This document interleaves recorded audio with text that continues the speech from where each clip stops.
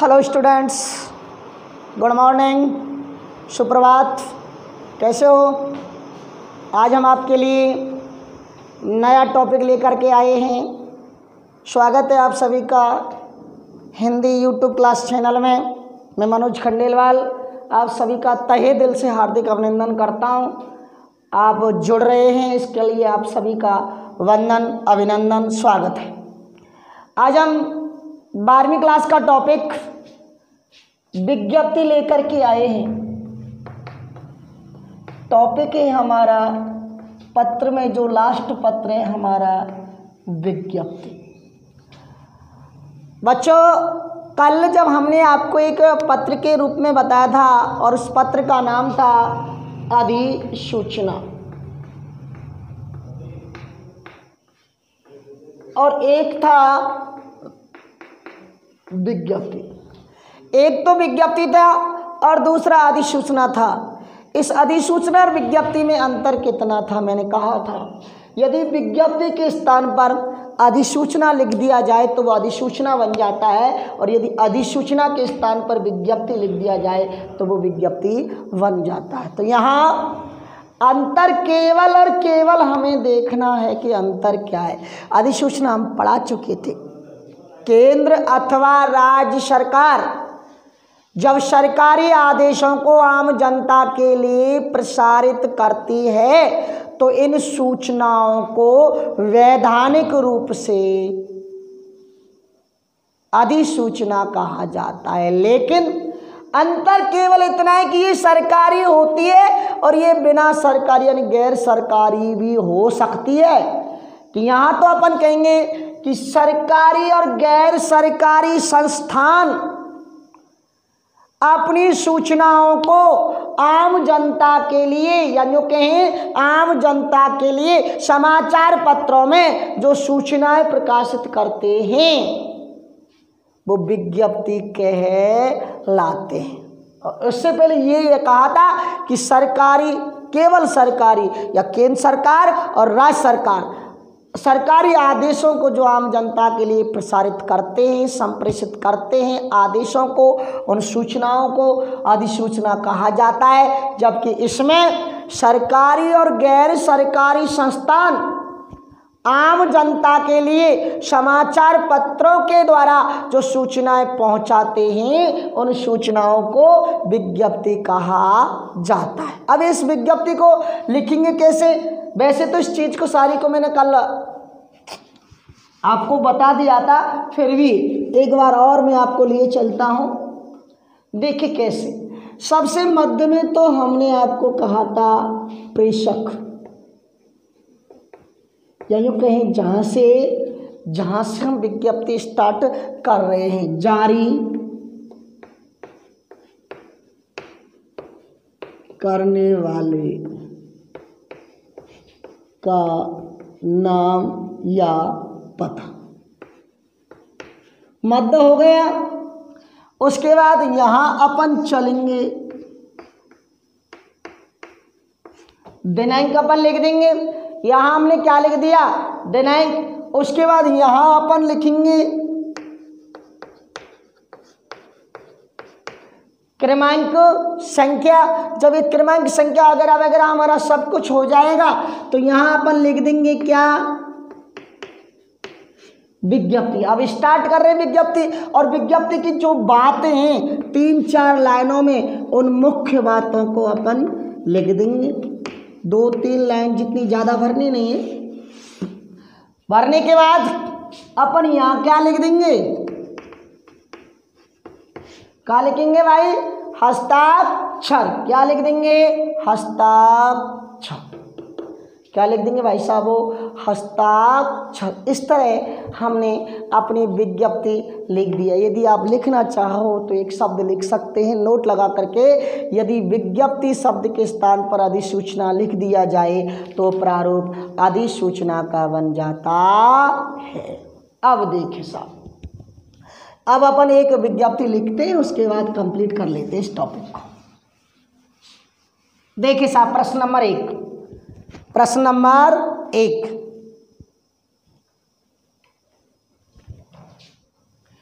प्रश्न नंबर 1, सचिव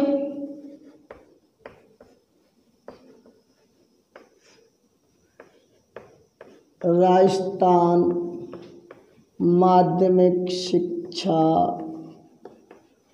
बोर्ड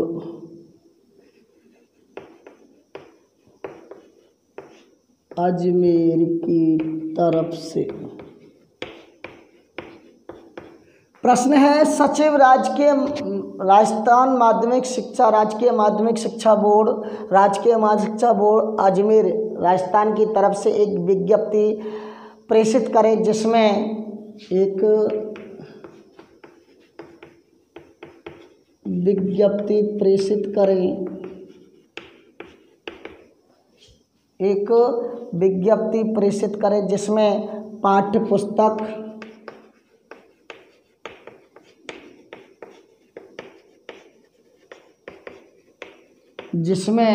पाठ्य पुस्तक विक्रेताओं के पंजीकरण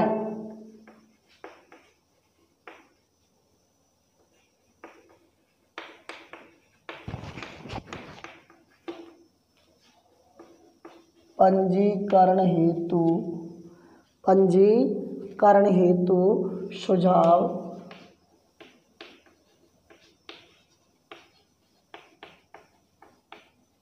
दिया गया हो। ये हमने आपको विज्ञप्ति का एक प्रश्न लिखाया कि सचिव राजकीय माध्यमिक शिक्षा बोर्ड राजस्थान अजमेर की तरफ से एक विज्ञप्ति का प्रारूप हमें लिखना है, जिसमें पाठ्य पुस्तक जो विक्रेता है, जो किताब कॉपी बेचने वाले हैं, उनका लाइसेंस जो पंजीकरण है कैसे कैसे कराना है, उसके लिए सुझाव देना है। क्या देना है भाई साहब? सुझाव दिया गया। प्रश्न देख लिया आपने, स्क्रीनशॉट ले लीजिएगा। लिखते हैं साहब, बड़ा सिंपल सरल है।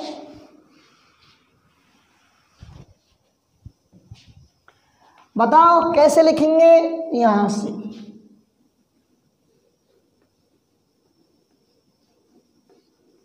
सचिव,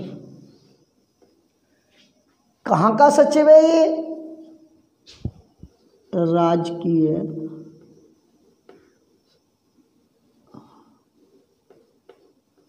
माध्यमिक शिक्षा बोर्ड राजस्थान अजमेर, या अजमेर राजस्थान, जो भी लिखना, राजस्थान शिक्षा बोर्ड अजमेर राजस्थान का है। लिख लिया। अब देखिए आगे, यहाँ फिर वही बात, यहाँ अपन दिनांक लिख देंगे 5 फरवरी, अल्पविराम लगाएंगे 2019। इधर अपन लिख ही देंगे क्रमांक संख्या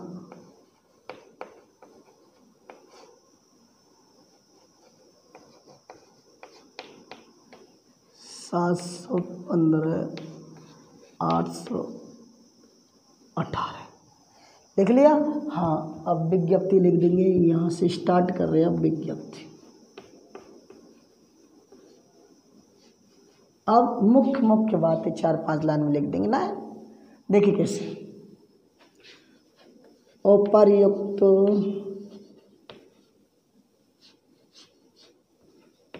पत्र क्रमांक, ये जो पत्र क्रमांक है, उपर्युक्त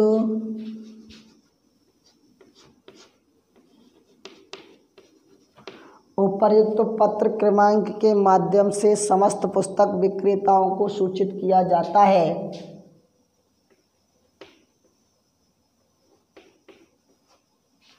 उपर्युक्त पत्र क्रमांक के माध्यम से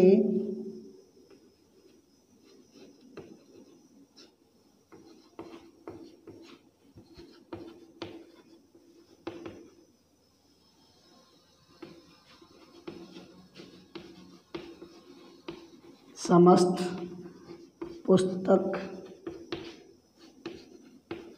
विक्रेताओं को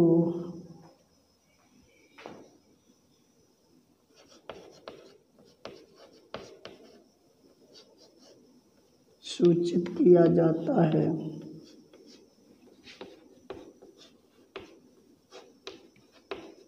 सूचित किया जाता है कि आप पुस्तकें क्रय करने से पहले किया जाता है कि आप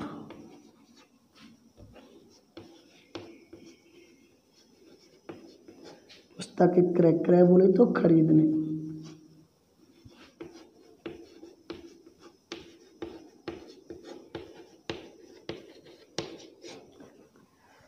खरीदने से पहले राजकीय माध्यमिक शिक्षा बोर्ड अजमेर में जाकर अपना पंजीकरण करावें।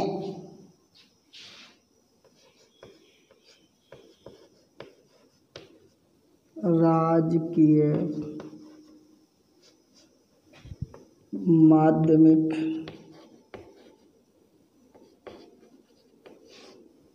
शिक्षा बोर्ड अजमेर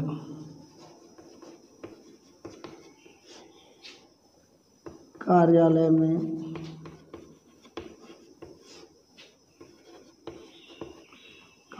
में जाकर अपना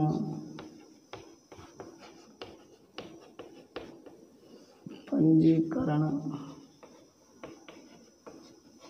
करा। सबसे पहले समस्त पुस्तक विक्रेताओं को सूचित किया जाता है कि आप पुस्तकें क्रय करने से पहले, जो खरीद रहे हैं उनसे पहले आप अजमेर ऑफिस कार्यालय जाएं, जो माध्यमिक शिक्षा बोर्ड का है, वहां अपना पंजीकरण करावें तथा निर्धारित शुल्क प्राप्त करें, क्योंकि उसके माध्यम से जो जमा कराए जा रहे हैं, जो आपको शुल्क जो निर्धारित दिया गया है उसी के हिसाब से आप शुल्क जमा करावें, जिससे पुस्तकें बेचने से पूर्व या उसके बाद आपको कोई परेशानी नहीं आए। तो लिखें तथा निर्धारित शुल्क ड्राफ्ट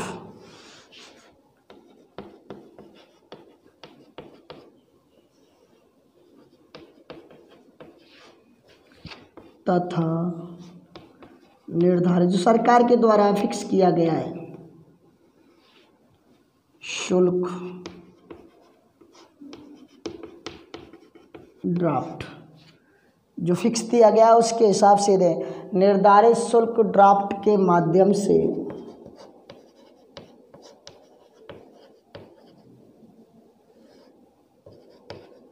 निर्धारित शुल्क ड्राफ्ट के माध्यम से जमा कराएं।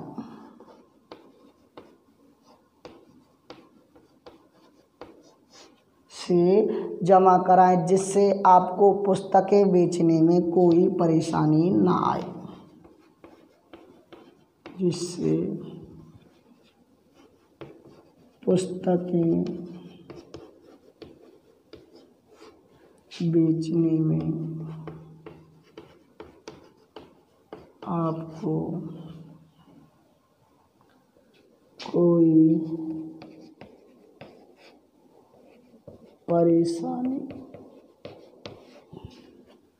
न आए। ये हमने क्या लिखी? विज्ञप्ति। क्या लिखी? विज्ञप्ति। और लास्ट चीज इसकी रह जाती है वो हस्ताक्षर। सचिव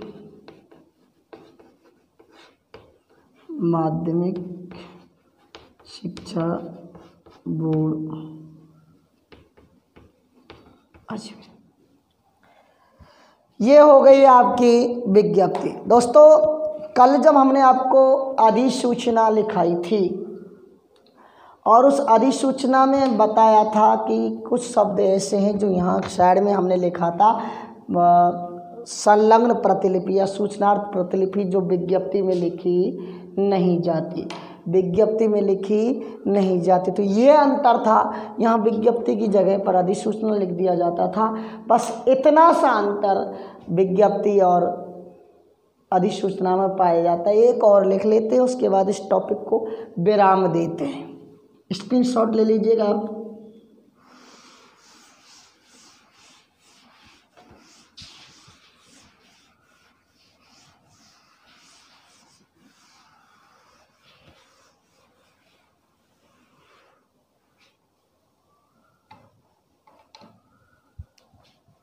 हाँ भाई, दूसरा प्रश्न, जिला शिक्षा अधिकारी की तरफ से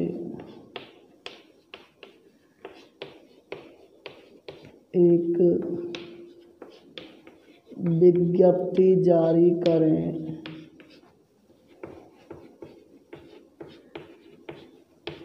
जिला शिक्षा अधिकारी की तरफ से एक विज्ञप्ति जारी करें जिसमें जिले के समस्त विद्यालयों को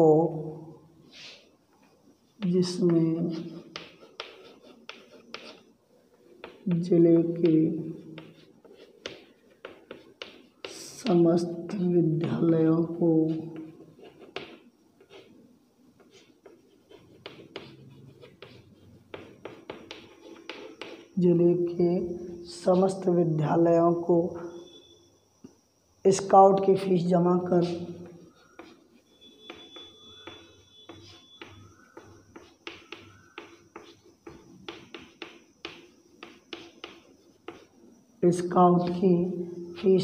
कर कार्यालय में अपना नाम दर्ज करवाएं।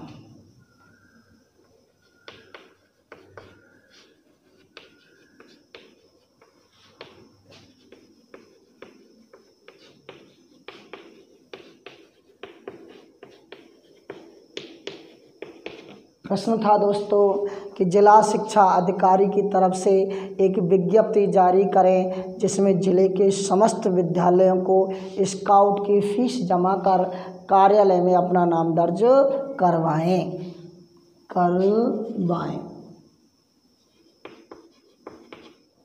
ये अब हमें इसकी विज्ञप्ति लिखनी है। क्या लिखनी है भाई साहब? वो विज्ञप्ति लिखनी है। देखिए साहब, यहीं से लिखते हैं मध्य से, जिला शिक्षा अधिकारी,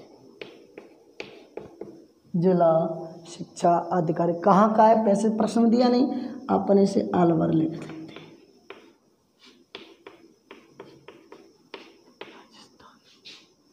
यहाँ अपन दिनांक लिख देते हैं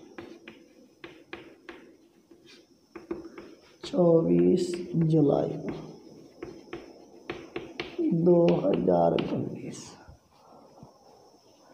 यहाँ अपन विज्ञप्ति संख्या 497 595 2019-20 से अपन डाल सकते हैं। अब हम विज्ञप्ति लिखना स्टार्ट करते हैं। यहाँ विज्ञप्ति लिख देंगे। अब वो 2-3 लाइन में अपन लिख देंगे, उपयुक्त पत्रांक के माध्यम से, इस पत्रांक के माध्यम से।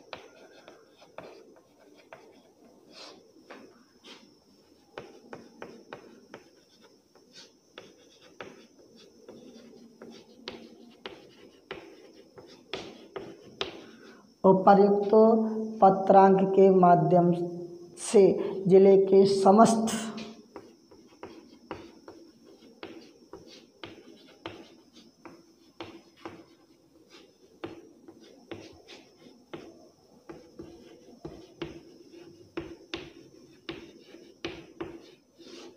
उपर्युक्त पत्रांक के माध्यम से जिले के समस्त विद्यालय और जितने भी जिले के अंदर विद्यालय हैं, विद्यालयों के प्रधानाध्यापकों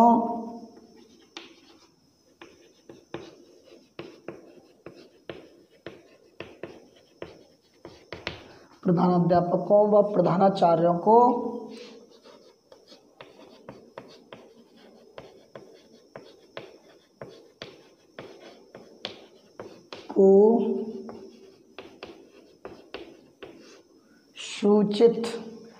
सूचित किया जाता है कि आप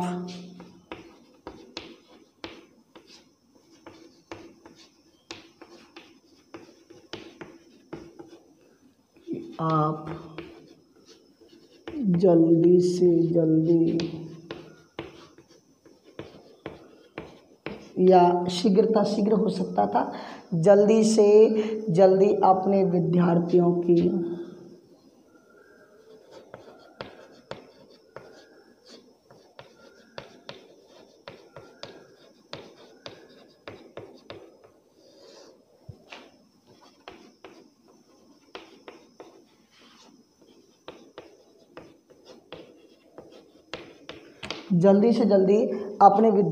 की फीस जमा करें।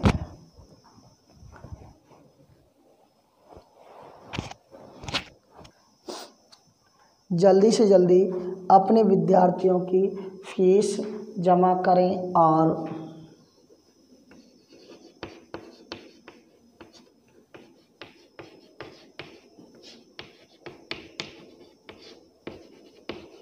रसीद प्राप्त करें।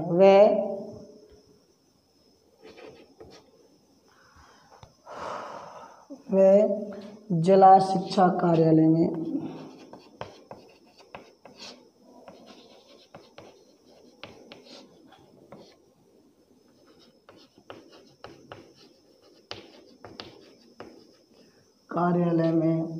अपना नाम पंजीकरण कराएं।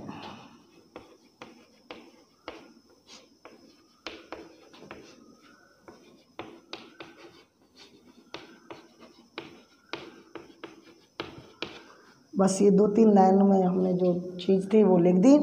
अब यह लास्ट में वो रह जाता है केवल हस्ताक्षर।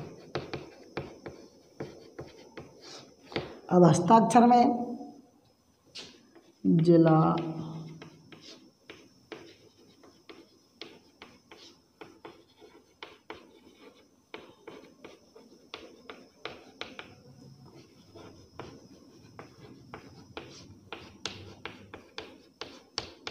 इस तरह से अपन इनको लिखेंगे। तो ये प्रश्न ये था कि जिला शिक्षा अधिकारी की तरफ से एक विज्ञप्ति जारी करें जिसमें जिले के समस्त विद्यालयों को स्काउट की फीस जमा कर कार्यालय में अपना नाम दर्ज कराएं। तो यहाँ हमने लिखा और लिख दिया कि उपयुक्त पत्रांक के माध्यम से जिले के समस्त विद्यालयों के प्रधानाध्यापकों और प्रधानाचार्यों को सूचित किया जाता है कि वो अपने विद्यार्थियों की जल्दी से जल्दी फीस जमा कराएं और रसीद प्राप्त करें व जिला शिक्षा कार्यालय में अपना नाम पंजीकरण कराएं। हस्ताक्षर हो गया। इस तरह से विज्ञप्ति आपकी हो जाती है। यहाँ सूचनार्थ प्रतिलिपि जो भी थे वो लिखे नहीं जाते, वे केवल और केवल अधिसूचना में लिखी जाती थी। तो एक बार फिर रिव्यू में आपको लिए चलता हूँ कि एक सक्षम अधिकारी द्वारा अपने समकक्ष अधिकारी को किसी विषय पर राय देने या राय लेने के लिए जो पत्र लिखे जाते हैं वो कार्य अर्धशासकीय पत्र होते हैं। वैसे तो ये व्यक्तिगत पत्रों की रूपरेखा में होती है, लेकिन इनमें इतना अभिवादन नहीं होता और इनमें सरनेम लिखा जाता है जो पत्रों में नहीं दिया गया होता। उसके बाद निविदा बताई थी, उसके बाद ज्ञापन बताया था, उसके बाद अधिसूचना और विज्ञप्ति बताई थी। निविदा में सरकारी और गैर सरकारी संस्थान अपने किसी कार्य को पूरा करने के लिए, उद्देश्यों को पूरा करने के लिए, जनता को सूचित करने के लिए अखबारों में जो सूचनाएं प्रकाशित करते हैं उन्हें निविदा कहते हैं।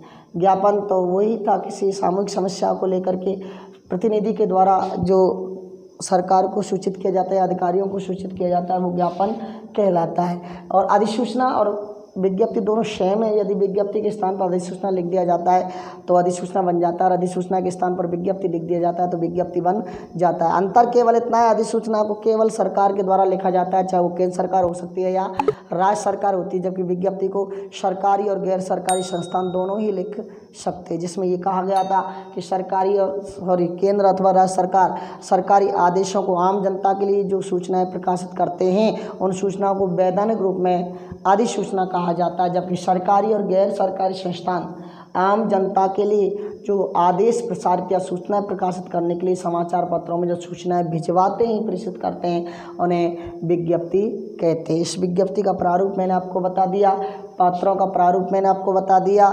और ये जो छोटे मोटे टॉपिक जो हमने 12वीं क्लास के बताए थे, जिसमें आपको पद परिचय हमने बताया था, जिसमें हमने आपको अलंकार बताया था, जिसमें हमने आपको शब्द शक्ति भी बता दी। अब एक टॉपिक जो रह रहा है वो पारिभाषिक शब्दावली का रहता है।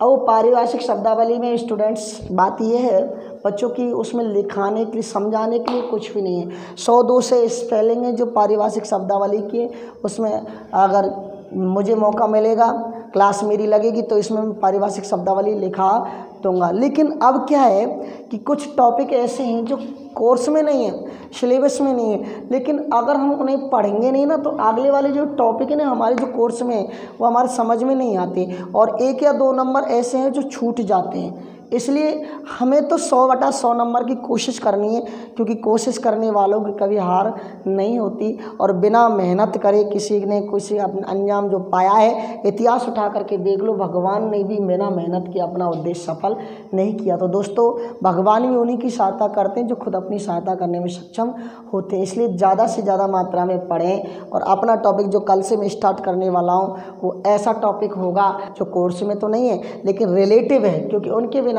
हम किसी भी चीज़ को ले नहीं सकते। इसलिए अब जो कल से जो टॉपिक हमारे स्टार्ट होंगे वो ऐसे होंगे जो विदाउट कोर्स के हैं, लेकिन उनके बिना हम कोर्स की कल्पना नहीं कर सकते। इसलिए आप जुड़े रहें, ज़्यादा से ज़्यादा संख्या में वीडियो को सब्सक्राइब और शेयर व्यू देते रहें। धन्यवाद।